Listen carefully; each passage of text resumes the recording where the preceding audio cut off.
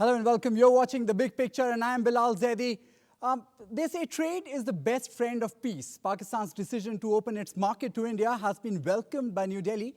But will the two neighbors be able to make the most of this opportunity? Joining us for our discussion on this is our panel. Mr. Matthew Joseph is a faculty member of Jamia Millia Islamia, is here with us. Mr. Faisal Abbas is an economist from Pakistan, and he's also a faculty member at South Asian University in New Delhi.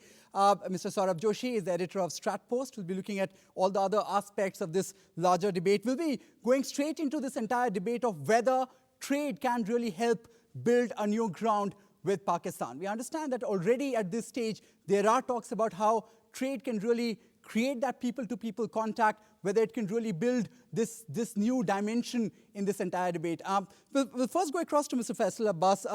You come from Pakistan. You already understand in terms of this entire debate around people-to-people contact and how people can really build a new future in this region. You think this move is welcome by not just by India, but also by Pakistan as well? Well, thank you very much. First of all, I will say a big yes to this from both sides, because I have my experience not only in Pakistan, but since 9-8 months I'm living in Delhi. So both sides are happy in the sense that this move is very welcomed on both sides, not only in policy circles, but also at civil society level, because this is really the time we have to start with. And this is exactly where we can actually take not only our trade ties on a greater phase, but also definitely we can build a kind of relationship and friendship that actually take us to a different stage altogether. In fact, we'll take a quick look at the trade figures and what really to expect between India and Pakistan in terms of trade over the next few months or years rather. But before that, just a quick word from Mr. Matthew Joseph as well. So how do you really see this entire debate coming along from here? There are already talks about how at this stage Pakistan is perhaps not really very strong in terms of the leadership. There are question marks around President Zardari and Prime Minister Gilani. At this stage, you think the time is right between India and Pakistan to take a step like this at this stage? Definitely, we have to start from some point, because what is important is that charismatic leaders of Pakistan were not able to do this kind of a thing, but lesser people, like Sardari or Gilani, they were able to do it. That is more important. All right, before we take this discussion forward, just a quick look at what the figures really look like for the time being. Pakistan is expected to phase out restrictions on Indian imports by December. Now, that's something that India is actually looking forward to. Most favored nation status is also expected to come in. The negative list that's already in place, which bars exports from India, is also there. They're trying to really reduce it as much as possible. Cross-border trade to increase to over 6 billion by 2014. 90% items can be traded with Pakistan against the previous 17%. Now, that's another important, significant expectation out of this entire equation. India can export 6,800 items to Pakistan, and direct exports are expected to be cut as well, which is also expected to benefit consumers on both the sides. Now, that's going to be the crux of our discussion here. If I could come back to you, Mr. Faisal Abbas, what do you really think from here on in terms of this trade equation? There are already talks about how this is a little lopsided in favor of India. There were talks in Pakistan about how, especially coming in from the hardliners there, that this kind of policy is going to harm the local producer there in Pakistan. Well, I think there are two sides we have to see simultaneously. If India is going to trade more in terms of more number of items to Pakistan to get more rupees right. In India's favor, then Pakistan actually with lesser number of items have greater market. Right. So if Pakistan is offering a market of 17-18 crores to India, that India is actually offering a market of more than 6 times or 7 times than the Pakistani market. So even if we are trading less number of items, we have to see from the other side of the economics to that angle that not only with the few items, we will be definitely in a good position, provided the level of honesty that is needed during these trade negotiations, provided that we fulfill the standards that are there, especially being the member of WTO, Pakistan and India We are doing trades with Europe since decades, and we are not new to this thing. So definitely trading with the neighbor does not allow us to actually compromise on quality standards. So if that is the case, we'll definitely be sure not only we have to compute in terms of number of items that are going to travel from India to Pakistan or from Pakistan to India, but definitely the larger market will definitely be a big benefit to Pakistan and also. in any case, in Pakistan, the Pakistani market is already open to China, so to say. So that equation is already there. So the talk about how India can actually dominate the markets there is something that may not really hold true. So that definitely, I mean, again come to the question of quality versus competition. So it's not only that China is already there, but going to be that we not only have friendly ties or going to have some good friendly ties with India, but there are a number of other issues that definitely will have to take place during the Pakistan-India trade as well. And that will definitely have an impact, not only the trade from China, but also definitely the trade from India as well. All right. Mr. Joseph, you've been watching the talks between India and Pakistan. It's been evolving over the last few months or so. There was a time not long ago when the issue of sensitive issues, the rhetoric was actually dominating the discourse between India and Pakistan. What really has happened over the last few months? How come India and Pakistan are really talking on major takeaways like trade? No, it is part of the quiet diplomacy India and Pakistan followed for a quite number of years. Even after the 26th element, we have not completely cut off our links with Pakistan. And similarly, Pakistan also never wanted to completely cut its links with India. One thing is very certain, Pakistan is not in complete control of what is happening in its own territory. Similarly, we also are not in complete control of what is happening in our own territory. On that way, we are on the same board. So we have accepted, both countries have accepted that, and we, with that acceptance, we moved forward. And that ultimately resulted in this kind of a great initiative on the part of both India and Pakistan. And for that, both countries have to be congratulated. Okay, and from the Indian perspective, how do you really see this playing out? We understand that it will boost economics, so to say, on the Indian side, but there are apprehensions in Pakistan on whether India will dominate this entire trade structure. What is it that Pakistan can do? No, this is basically it is the same thing which is going to happen. You take the case of India's trade relations with China. China is in much ahead of in trade balance. So that is going to happen because considering the size of the economies of both India and Pakistan. But that is part of the game. As Abbas has pointed out, that Pakistan has to maneuver that through very honest means and methods. That's all. All right. Mr. Joshi, let me just bring you in. We understand that when it comes to India and Pakistan, there's always this rhetoric, like I was mentioning there.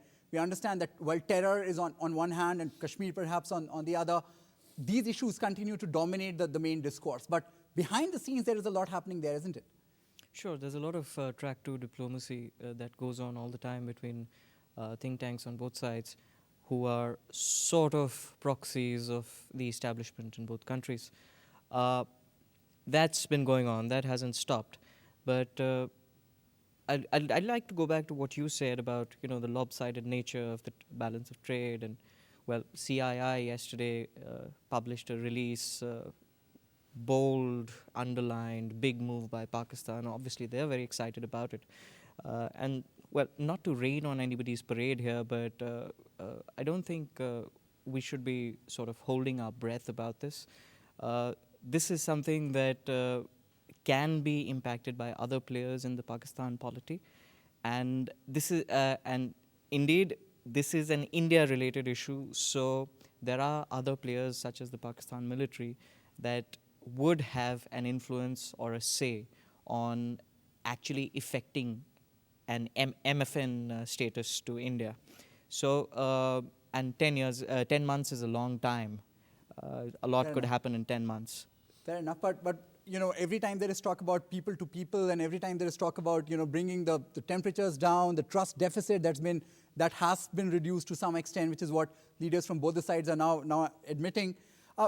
At this stage, how significant is the idea of trade? What is it that can really be achieved by going ahead and making sure that all resources on both the sides there's optimization of these resources?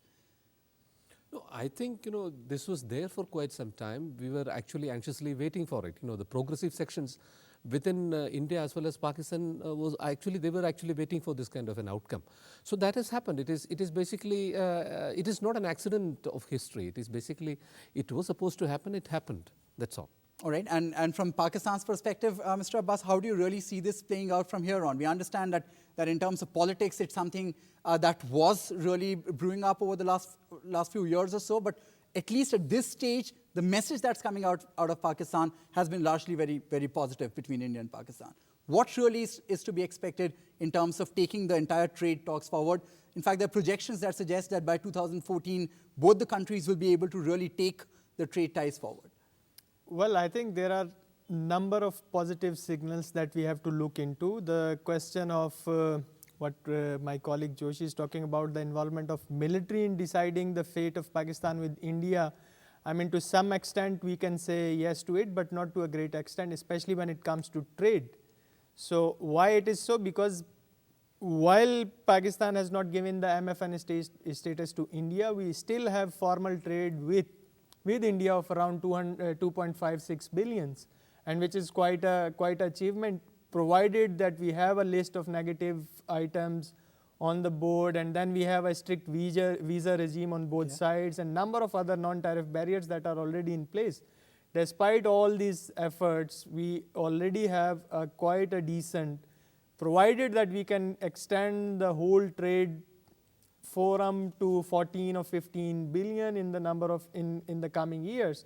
We still are having at least 1/3 or 1/4 of that without any formal effort. But once a government which is kind of weak in the sense that because they are coming out of a party which lost its leader when it comes into existence and all these things keeping in mind, I think the whole idea of projecting trade talks with India at a time when Pakistan and India is about to go to a very, very terrible situation is one of the positive things that we have to look forward to. All right, we'll keep an eye on how really this entire debate is progressing. There are many other aspects to this debate. We'll be keeping an eye on them. We'll take a short break. Now we'll come back and discuss all the various other dimensions attached to India and Pakistan beyond just the trade equation.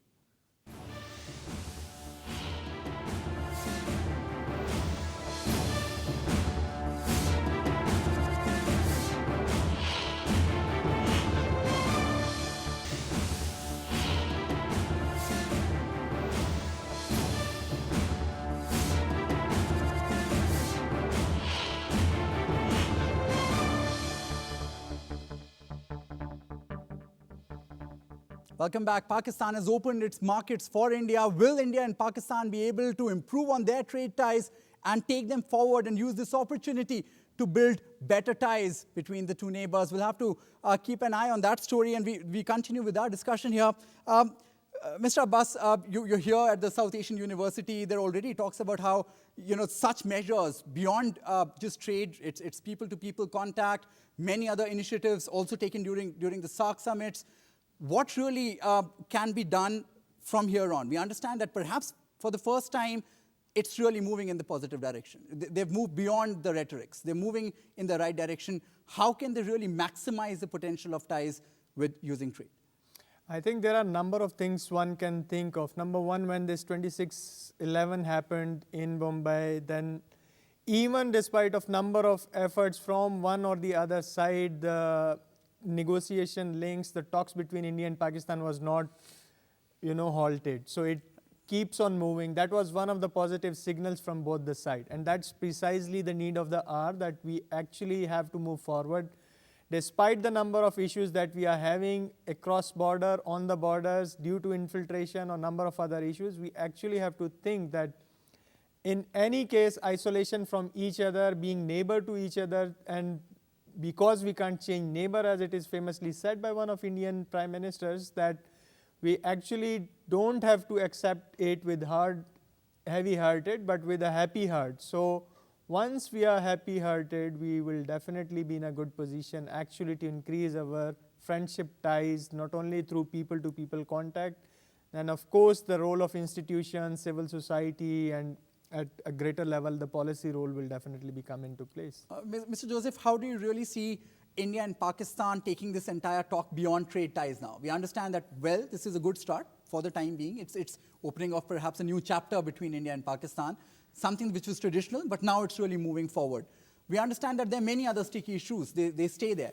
You think it's possible for India and Pakistan to really, at this stage, not really take up these issues and continue to talk only about issues that can bring some sense of positivity between the two? I think we should not be very pessimistic at this moment.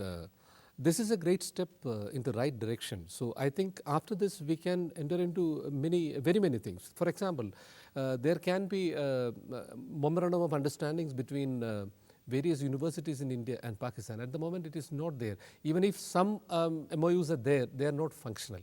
This can be one option through which we can actually move forward in that direction. Similarly, exchanges between academicians on the both sides, and then cultural personalities on the other side, that can also happen.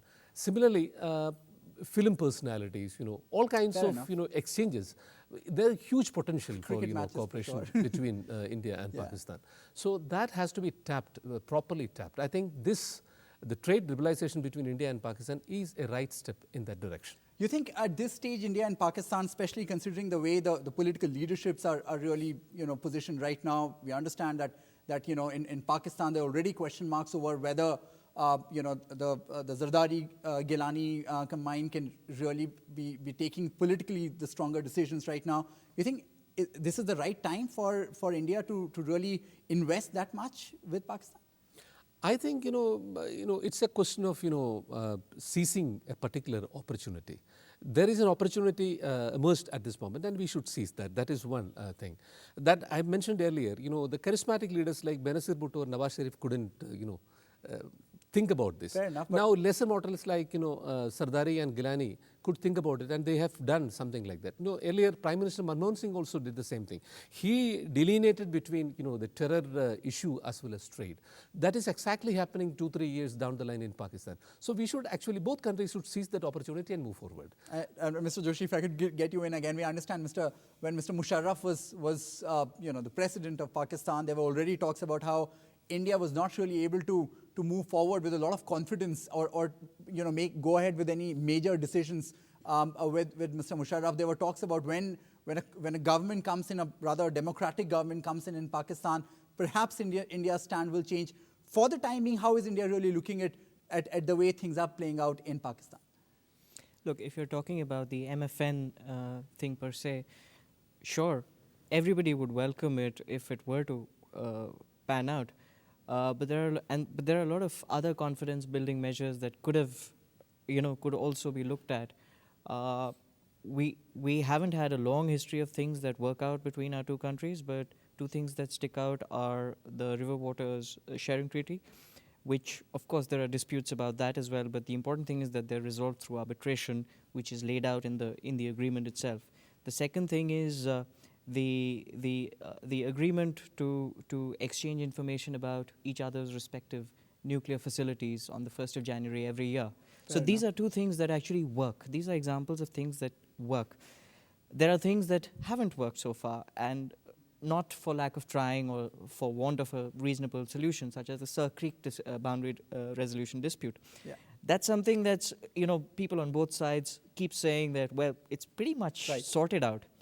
It's just a matter of political will. I mean, our Surveyor General and their Surveyor General, they meet up once a year or something like that.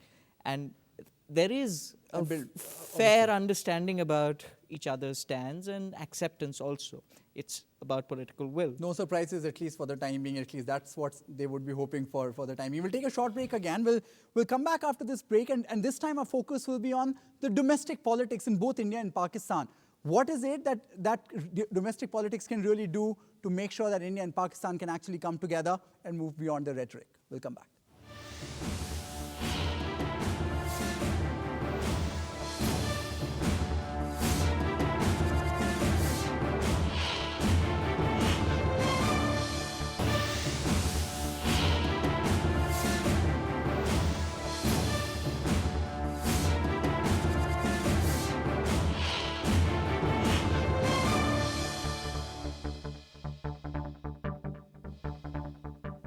Welcome back. Will trade ties between India and Pakistan help them build a new future together? We're having this discussion here, and we'll try now focusing on domestic politics now. To what extent can domestic politics really control what really is happening between India and Pakistan? I'll go to my guests once again. In fact, if I could start with Mr. Joseph right here.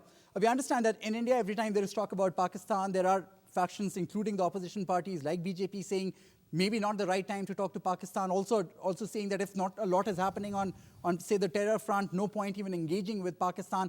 What is it that India can do to balance their domestic equation here? No, I think right now BJP has not come out officially opposing.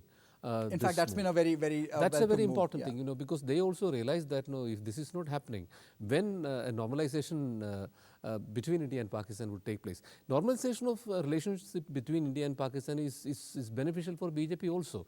They can also get out of that very strange kind of image which they have been projecting for quite some time.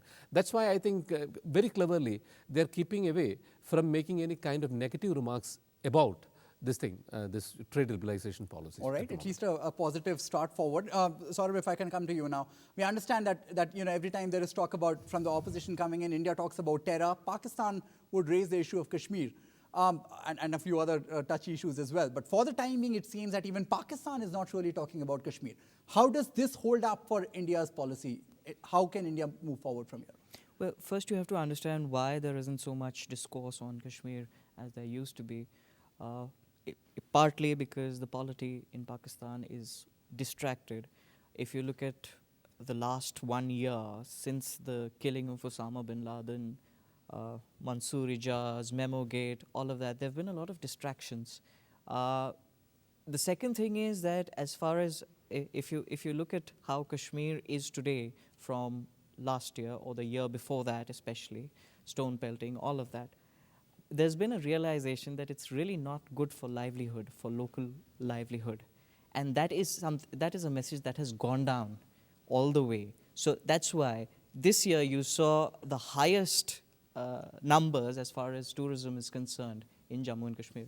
All right. So you have to first see where this is coming from. Now, this could change, okay? Right.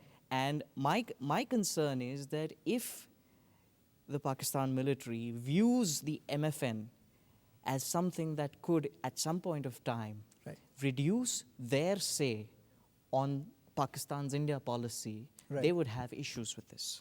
Okay, so you think that's not going to happen?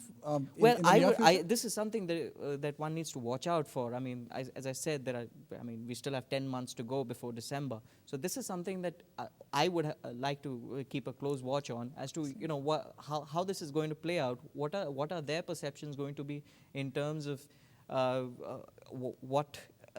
this affects their perceptible influence on Pakistan's India policy. All right, Mr. Faisal Abbas, concluding remarks here. We understand that for Pakistan, obviously, as of now, there's a bit of dilemma whether to really see this in a positive light, but it has been welcomed. It was unanimous decision by the cabinet. What next from here on? You think the time is right? The opportunity will be used by both India and Pakistan to build a better future together based on economic ties? Well, I think again, I would say a big yes to this, and this is really the time when Pakistan and India has to decide whether they really actually want to go forward with good relationships or not.